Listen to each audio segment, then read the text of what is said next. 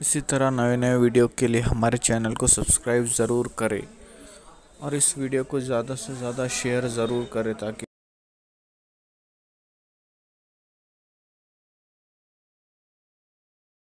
अपने सहाबा के दिल में इबादत का जज्बा पैदा करने के लिए आकाए करीम रऊफुर रहीम सल्लल्लाहु ताला अलैहि वसल्लम उनके दरमियान रमज़ानुल मुबारक की बरकतें बयान करते, रमज़ान शरीफ की फजीलतें बयान करते, रमज़ानुल मुबारक की अहमियत बयान करते। एक मरतबा अल्लाह के महबूब मुस्तफ़ा जान रहमत सल्लल्लाहु अलैहि वसल्लम फरमाते हैं, ऐ मेरे सहाबा, अब तुम पर एक ऐसा महीना जलवगर होने वाला है कि जिसकी पहली रात की शान ये है, जिसकी पहली रात का मकाम और मर्तबा ये है कि जब माह रमज़ान की पहली रात आती है तो आसमानों के दरवाजे खोल दिए जाते हैं, जन्नत के दरवाजे खोल दिए जाते हैं, जहन्नम के दरवाजे बंद कर दिए जाते हैं और अर्श के नीचे से एक हवा चलती है।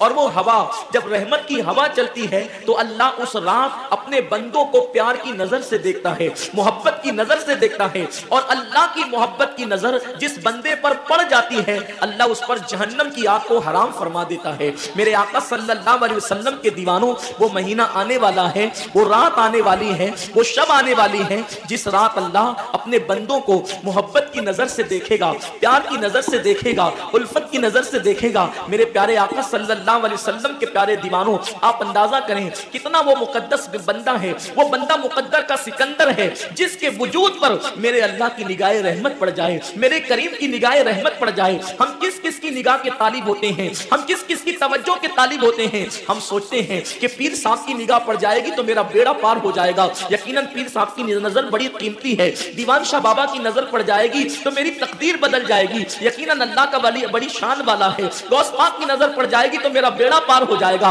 अंदाजा तो करें, जिस पर अल्लाह की निगाह रहमत पड़ जाए और वो रमजान शरीफ की पहली रात में होता है कि अल्लाह अपने बंदों को प्यार की नजर से देखता है, अल्लाह अपने बंदों को मोहब्बत की नजर से देखता है। और खुदा की निगाह रहमत जिस पर पड़ गई फिर उसको जहन्नम की आग छू नहीं सकती, उसको जहन्नम की आग जो है उसको जला नहीं सकती। लेकिन कितने अफसोस की बात है, माह रमजान शरीफ की ऐसी बरकत वाली रहमतों भरी रात आती है और वो पहली रात आती है और उस रात में हम क्या कर रहे होते हैं? उस रात में हमारा हाल ये होता है कि हम होटल पे बैठकर टाइम पास कर रहे होते हैं, उस वक्त हम घरों के अंदर बैठे होते हैं और वक्त को जाय कर रहे होते हैं। और अब तो हाल ये हो गया है कि सारी चीजों से ताल्लुक तोड़कर हमने सारे रिश्ते अपने मोबाइल से जोड़ लिए हैं।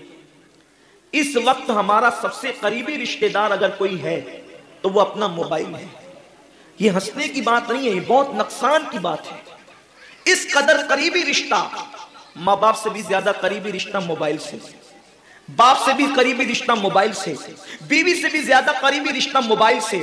आप कहेंगे इतना करीबी रिश्ते की आप बात करते हैं। हम कहते हैं जो जितना करीबी रिश्तेदार होता है उस पर तवज्जो उतनी ज्यादा होती है, उससे प्यार उतना ज्यादा होता है, उसकी तरफ तवज्जो उतनी ज्यादा होती है, उससे लगन उतना ज्यादा होता है। हमारी आंख कभी बिस्तर पर खुली नहीं होती और हम सीधा हाथ उठा करके आधी आंखें बंद होती है और आधी आंखें खुली होती है और हम पहले अपने मोबाइल की तरफ हाथ बढ़ाते हैं, किसी का मैसेज तो नहीं आया। मेरे प्यारे आका सल्लल्लाहु अलैहि वसल्लम के प्यारे दीवानों, अम्मी के पास बैठे हैं फिर भी मोबाइल, बीवी के पास बैठे हैं फिर भी मोबाइल, वालिद के पास बैठे हैं फिर भी मोबाइल। हद तो ये है कि मस्जिदों के अंदर बैठे हैं फिर भी मोबाइल। यकीनन अगर काम के मैसेजेस हो और अगर काम और जरूरी चीज हो, टाइम देखना हो तो आप यकीनन मोबाइल को हाथ में लें। मोबाइल कोई बुरी चीज नहीं है, लेकिन इंसान कितना डूब गया, इबादत का सारा वक्त इंसान अपने मोबाइल पर जाया करता है। वक्त की किल्लत, इंसान बार बार शिकायत करता है, वक्त की किल्लत दामनगीर है, टाइम मेरे पास नहीं है, वक्त मेरे पास नहीं है, मैं बहुत मसरूफ हो गया हूं, मैं बहुत बिजी हो गया हूं।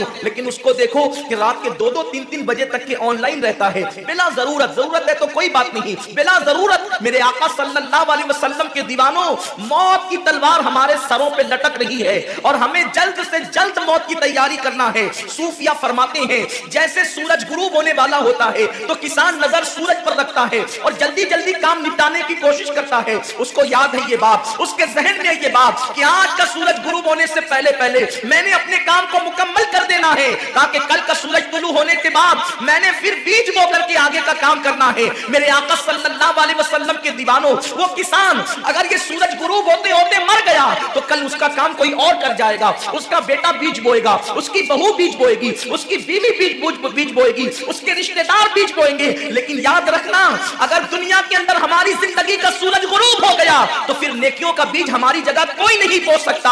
अल्लाह रब्बुल इज्जत ने कभी माह रमजान की शक्ल में, कभी शबे बारात की शक्ल में, कभी शबे कद्र की शक्ल में, कभी अल्लाह अकबर माह शाबान की शक्ल में, कभी लैलतुल बरात की शक्ल में, कभी शबे मेराज की शक्ल में, कभी लैलतुल जुमा की शक्ल में ये हसीन कीमती लम्हात हमें इसलिए अता फरमाए हैं कि मेरे बंदे, अगर तू गुनाहों के अंदर डूब गया है, ये मखसूस रातें तुझे दे रहा हूं, मखसूस दिन तुझे दे रहा हूं। इन रातों में मेरी इबादत कर ले, इन दिनों में मेरी इबादत करके मुझे राजी कर ले, ताकि मैं तेरी मगफिरत कर दूं। और फिर रमजान शरीफ की तो बात ही जुदा है। माह रमजान तमाम महीनों का सरदार है। मेरे आका मुस्तफा करीम रऊफुर रहीम सल्लल्लाहु अलैहि वसल्लम फरमाते हैं, माह रमजान को सारे महीनों पर ऐसी फजीलत है जैसे मुझ मोहम्मद को तमाम मखलूक पर फजीलत हासिल है। मेरे आका फरमाते हैं, माह रमजान शरीफ में अगर तुम एक नेकी करते हो तो अल्लाह तुम्हें 70 का सवाब अता करता है, और तुम्हारा खुलूस बढ़ जाता है तो अल्लाह तुम्हें एक नेकी का 1000 अता करता है। इखलास और बढ़ता है तो अल्लाह एक नेकी पर तुम्हें बेहिसाब सवाब अता करता है, उसका कोई हिसाब ही नहीं होता।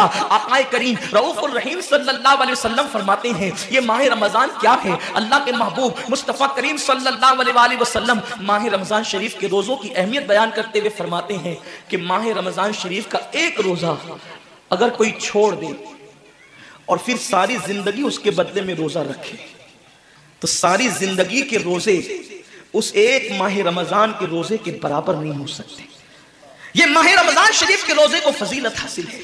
और अल्लाह के हबीब सल्लल्लाहु अलैहि वसल्लम फरमाते हैं, जो माह रमजान शरीफ में इबादत करके अपनी बख्शिश नहीं करवा सकता, अपनी मगफिरत नहीं करवा सकता, फिर उसको कभी मौका नहीं मिलता कि वो अपनी मगफिरत का सामान करे। आकाए करीम सल्लल्लाहु अलैहि वसल्लम फरमाते हैं कि साल भर तक माह रमजान शरीफ के लिए जन्नत को आरास्ता किया जाता है, जन्नत को सजाया जाता है, जन्नत को संवारा जाता है। और आकाए करीम सल्लल्लाहु अलैहि वसल्लम फरमाते हैं, बड़ी बड़ी आंख वाली हूरें अल्लाह की बारगाह में अर्ज करती है, मेरे करीम हमें उनकी दुल्हन बनाना जो माह रमजान शरीफ में तेरी इबादत करते हैं, हमें उनके निकाह में देना जो माह रमजान शरीफ की रातों को जग करके तुझे मनाने की कोशिश करते हैं। आकाए करीम सल्लल्लाहु अलैहि वसल्लम फरमाते हैं, अगर कोई बंदा माह रमजान में जिना से बचे, शराब से बचे, झूठ से बचे, किसी को तोहमत लगाने से बचे और माह रमजान शरीफ का एहतराम करते हुए गुनाहों से बचे, तो अल्लाह तबारक व ताला हर रात के बदले, रमजान शरीफ की हर रात के बदले 100 हूरों के साथ उसका निकाह फरमाएगा। यानी 30 रातें हैं तो 30 हूरों के साथ उसका निकाह होगा।